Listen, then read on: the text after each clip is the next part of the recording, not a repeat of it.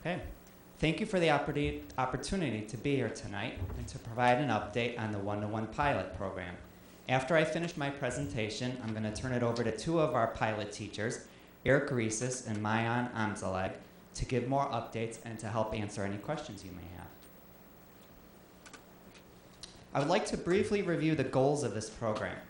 Our teachers have been integrating technology to enhance and differentiate instruction for over 15 years. They have done this by reserving space in computer labs with laptop carts and using iPad carts the last few years. However, with the opportunity for students to have their own device in school every day and at home, we are in a position to really transform student learning. Teachers are working to redefine learning experiences in ways that are only possible with regular use of a device. With anytime, anywhere learning, students can access information and participate in learning experiences wherever they are and whenever they have the need. The ongoing opportunities in one-to-one programs for collaboration, conducting research, problem solving, and project creation all increase student engagement. Supporting information literacy skills, technology standards, and the district-connected strategic plan are also important goals of the program. The 6th grade pilot team is made up of 4 homeroom teachers, a learning behavior specialist, the Highcrest technology teachers and parapros, the district technology support team, and the Highcrest administrative team. This group has been meeting on a regular basis since last spring to visit other schools' one-to-one programs, for staff development, to share and create resources and lessons, to troubleshoot technology issues, and to share concerns as well as successes. Each participating student was required to attend an iPad orientation meeting with at least one parent or guardian and sign the iPad user agreement before they were allowed to take the iPad home. A few highlights of the agreement are listed here.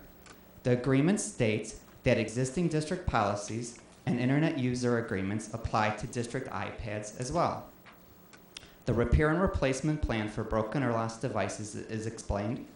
Specific rules for caring for iPads are detailed as well.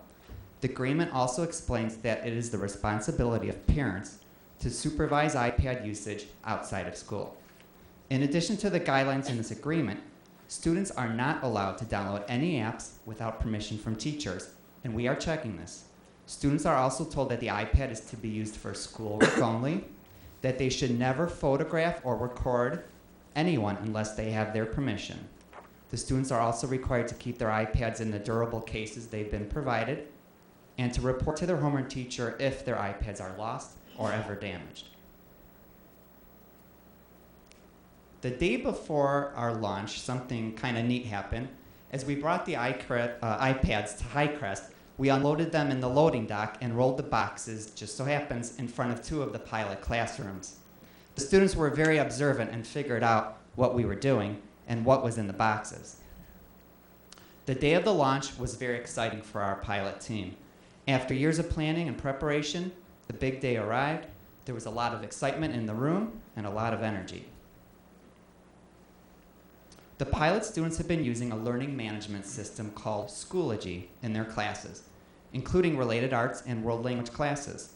Some features of Schoology include the ability for students to access curriculum materials, including videos and internet links, in one place, the ability to participate in online discussions, to use a calendar to keep track of upcoming due dates, to download and submit assignments, to receive teacher feedback through comments and a gradebook, and the ability to take quick online polls and assessments. Schoology also has a parental access feature, which was recently activated for the pilot families. The following slides will highlight some quick sample assignments from the pilot program. In the science lab write-up, iPads provide a way for students to type their work, take pictures along the way to document the process, and then submit their assignments electronically. Teacher feedback is completed online and made available to students and parents through Schoology. Here's a math review completed on an iPad.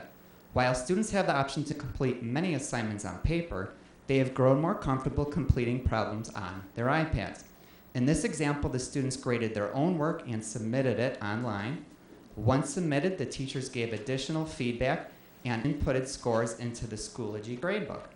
The Schoology gradebook also syncs with our student information system, PowerSchool, and our district progress reports. This was a math lesson where students were trying to determine if they have enough time to get from one class to the next during the 3-minute passing period. The students entered data on their iPads as they made their measurements. By having a small mobile device, students are able to take this learning tool outside of their classroom to help collect data and even capture photos. This is an example of a student's writing assignment. This student independently decided to use the app Scratchwork, which was introduced in social studies for a research assignment. This student wanted to display their notes on the right using the Notes app as they worked on a writing assignment on the left using Google Drive. Here are some online Mandarin discussion boards in Schoology and completed on iPads. The students have also been using iPads to record and watch videos in French class. Here was an activity using the discussion board feature in Schoology. Students participated in their own study review in science. I love how some students give clues and helpful hints, and one even brings in a photo to help illustrate a concept. A parent survey was given in October, and 85 parents provided feedback. We are using the feedback we received to make improvements in the program, and we will be giving another survey toward the end of the year. Here are a few questions. How satisfied are you so far with your child's participation in this initiative? 89.4% of parents say they are very satisfied or somewhat satisfied, with 5.9% neutral and 4.7% reporting that they are somewhat dissatisfied. Tell us about the impact of the program on your child's educational experience so far. 84.7% report good or very good, 14.1% report fair, and 1.2% report poor.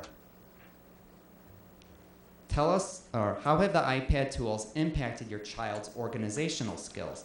70.8% report good or very good impact, 18.8% report fair, and 2.4% report poor.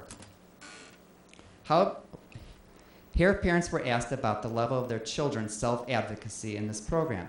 This means how often do they take charge of their learning, communicate with their teachers, and persist in finding answers. 80% report a good or very good level, 17.6% report fair, and 2.4% poor. 89.4% of parents reported their children have a good or very good attitude and level of engagement in this program. 8.2% report fair, and 1.2% report poor and very poor. In addition to giving surveys to parents, we gave surveys to our students as well. 101 students took a survey. Here are the results when asked about how the iPad impacts their ability to do specific tasks. When asked about staying on task, 18.8% report the iPad makes it better. 61.4% say it neither makes it better neither harder nor better, and 19.8% of students report that iPads make it harder to stay on task. This is one area the pilot team has been discussing and will continue to monitor. As a result of this data, the teachers continue to require the students to ask permission if they want to use the iPad in class when it is not a direct part of a lesson. The teachers continue to give students the option to complete assignments on paper, and they circulate around the room to make sure students stay on task. This will be a topic we will have further discussion with our student focus groups in January, and we'll ask again at the end of the year with the student surveys. We are happy to see high percentages where students feel the iPad makes things better, including completing assignments, learning, organization, communication, accessing information, and receiving feedback. A long-term financial impact study of the one-to-one iPad pilot program is underway. Savings, as well as potential new costs, will be identified and documented. iPad repairs, the amount of time being spent on technology support and preparation, the total cost of iPads, including cases, softwares, and subscriptions, will also be analyzed. The biggest potential areas for savings and benefits in the program include a reduction in the cost of student binders and class supplies, a potential decrease in the number of district computers and servers to maintain, and the opportunity to reallocate existing iPad cards and computers to schools and grade levels who may not participate in a potential expansion of the one-to-one program. The pilot team will continue to meet on a weekly basis and gather data to measure the success of this program. Here are some next steps in the time frame for more Board of Education updates. We'll be presenting our focus group data and parent data in February and March. Then our teachers will provide more feedback in April, and then the cost analysis, end of the year stakeholder feedback, and some potential recommendations will occur in May. Now I'd like to call up Mayan Amzalag and Eric Reeses, two of our pilot teachers, to give us some teacher updates tonight. Rachel Vartanian, one of our Highcrest technology teachers, is also here and available to answer any questions.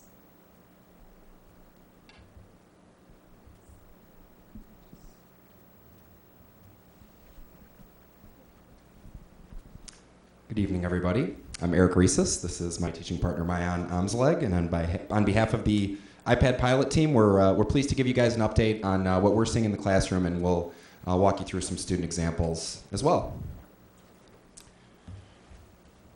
One of the major improvements that we're seeing this year is the improved organization and the work completion.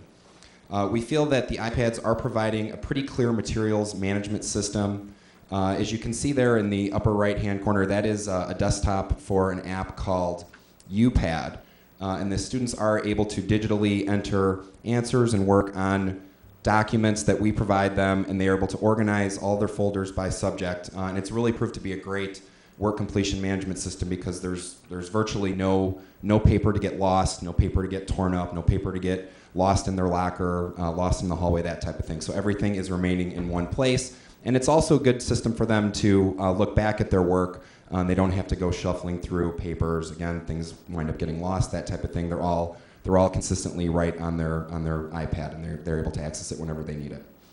The workflow system that we've been using, Mr. Dennenberg mentioned the Schoology system. That's been a very clear, consistent website for the kids to use, and they are able to find all types of materials that we're using for the classes. They're able to submit their work. We can give them feedback, and it's all located on one place.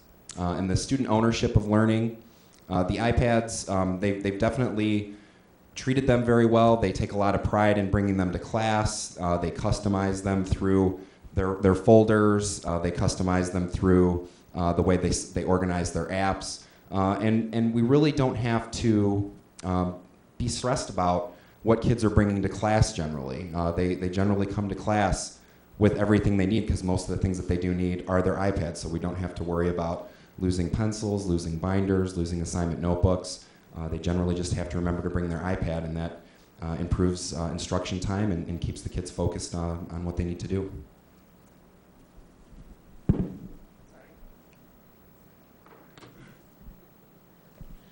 Another big benefit that we're seeing is flexibility of instruction. Clearly in a classroom, typically there's one of us and about 25 to 27 students. And so our students are at all very different levels depending on the subject or unit that we're teaching at the time. Having the iPad as a tool has allowed us to do a few really unique things that benefits the students' instruction. One of those being the flipped classroom. So we're able to create a video about a topic and post that using Schoology onto this website, and the students are able to then watch that video at home and sort of get that direct instruction at home. Therefore, when they come into class the next day, it's more about the application, and we're able to walk around and answer questions and give them more direct feedback as opposed to spending that time giving them the direct instruction. Another way that we've used this is to increase differentiation. So for example, maybe they watch this video at home, and then they take a pretest to show us where they are in that unit. If we were to have about 5 or 6 different groups, I obviously can't be in 5 different places at once, but I can make 5 different videos of myself giving the instruction. And therefore, the students are all being challenged. They're each watching a different video that they're learning and then following up with an assignment. We did do something very similar to this when we focused at the beginning of the year on nouns. As we know, our students begin learning nouns in 1st grade, and by the time they get to 6th grade, they're really in very different places about what their knowledge is. So we were able to create 6 different noun stations, 6 different videos, 6 different activities, and the students went to the station that best met their need. They moved around from there. Everybody felt challenged, and everybody was able to learn what they needed to learn. We won't make you watch the whole thing, but this is an example of what one of these videos might look like. Today, we're going to look at how to make nouns show possession. When you wish to say that someone owns something, you use the possessive form of the noun. There are a few simple steps to making a noun show possession. The first step, you have to determine if the noun is singular or plural. If you're already watching this video, that means you understand the difference. The singular noun names one person, one place. Again and again, and it's saved in that folder for the rest of the year as well. Another additional benefit is an authentic audience. And we're going to talk about an authentic audience for peers and give you guys an example of a program that we use called Reflector. So as the students begin to store their work, they are able to reflect their work up onto our smartboard. And that's led to some really rich discussions. It speeds up the pace of the lessons as well. So if students do have a math problem or a science write-up or a picture that they want to show to the kids, we can reflect it up, we can quickly make it visible for the rest of the class, and students are able to comment on each other's work. They're able to get a clear picture of how other students are solving problems and the way they're answering different items. So it's really been a powerful tool for us and has really led to, I think, enhanced learning within the classroom. And we've got a nice video here that will show you how it works. Majestic, beautiful word choice. Numerous, amusing. It is as beautiful as you make it sound, Mira. I promise you that. Francesca, go ahead and mirror on, please.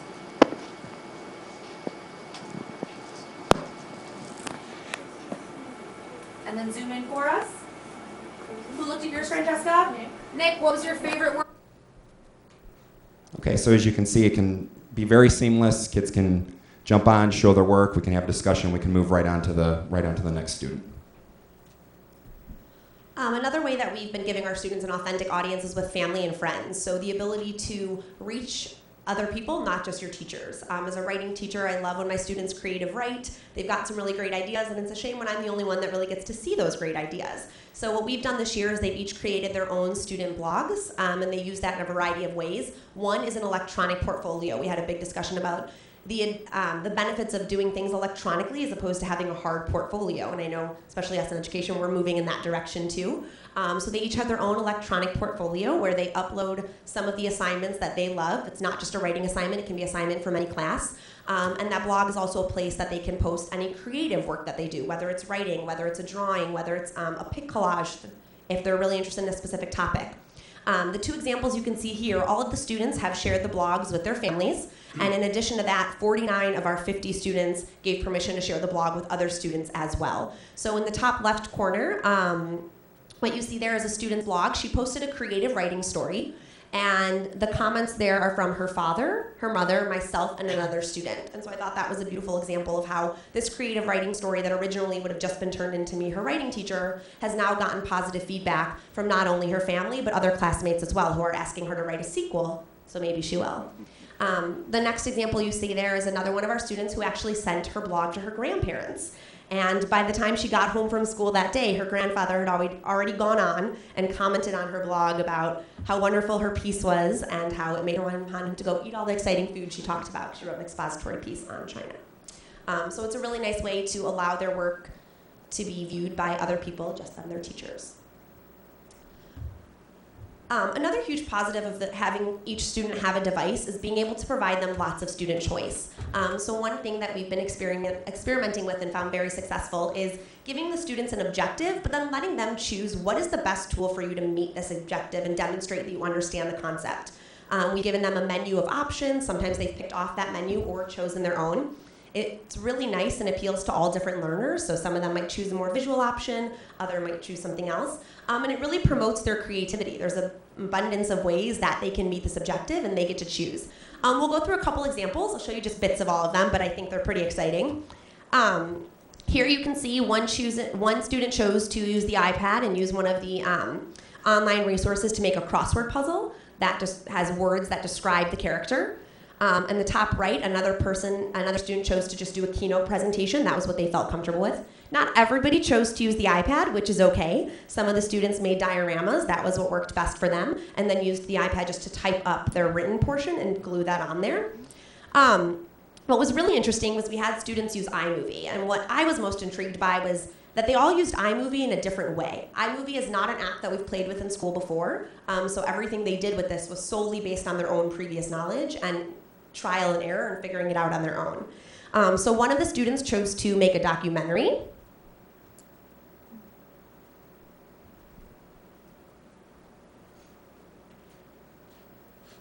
This documentary is based on Byron, a character in the book, The Watsons Go to Birmingham. Byron is a very dynamic character. He changes from being stubborn, rude, and pessimistic to being kind and considerate. In the beginning of the book, he found joy. Another student chose to use iMovie to make a movie trailer to demonstrate how his character changed.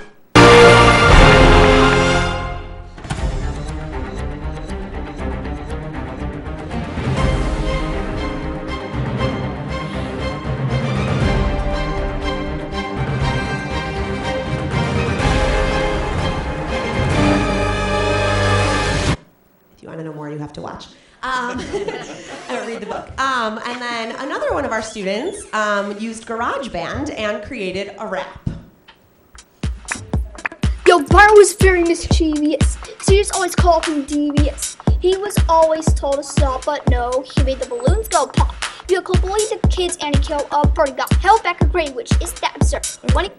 So clearly, they each chose a path that worked for them, and they all met the objective, which was to show how the character changed throughout the novel. And all of their projects were done using their individual devices. Another beautiful thing was those kind of projects they get so into, and we're not going to have all of class time to do it. And so the fact that they were able to take that device home, which is something they weren't able to do previously with iMovie, allowed them a lot more access. Some of the other students chose to do like talk shows.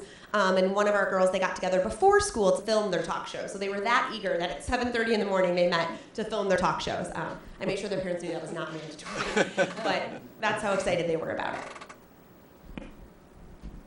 Some other instructional gains that we felt were worth noting is increased productivity. And we feel that there's been increased productivity both on behalf of the student and of the teacher. Because we are able to use the devices to upload more electronic documents, that's less time in the copy room, for example. That's less paper to manage. Again, managing paper both on the teaching side and the student side can become very difficult as you start to get later in the year and things start to pile up. So, and there can be certain days where it's a busy day in the copy room, and that could be almost an entire instructional planning period to try to get copies set for your class, whereas we can focus more on the instruction and worry less about actually preparing the documents ahead of time because we've got them on our computer and we can upload them right to our classroom workflow system.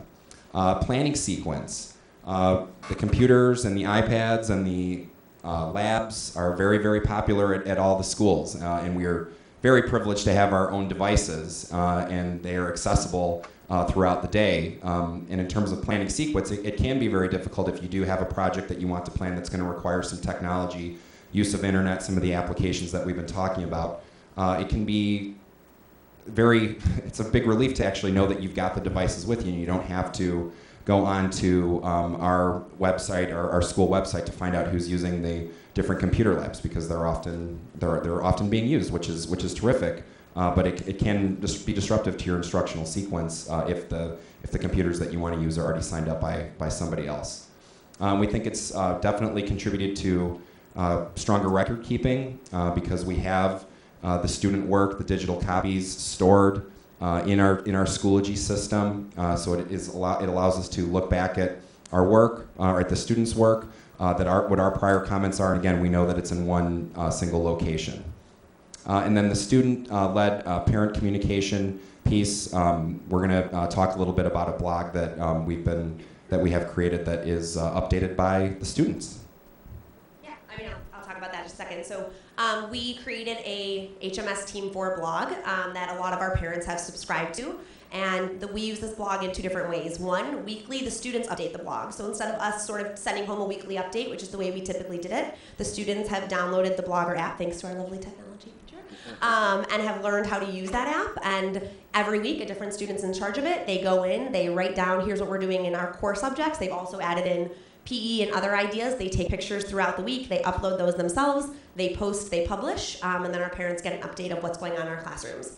We also jump in once in a while if we've done something really innovative or exciting that we want to share and let our parents know about. So feel free to subscribe to our blog and follow all the fun, innovative things we're doing in our classroom.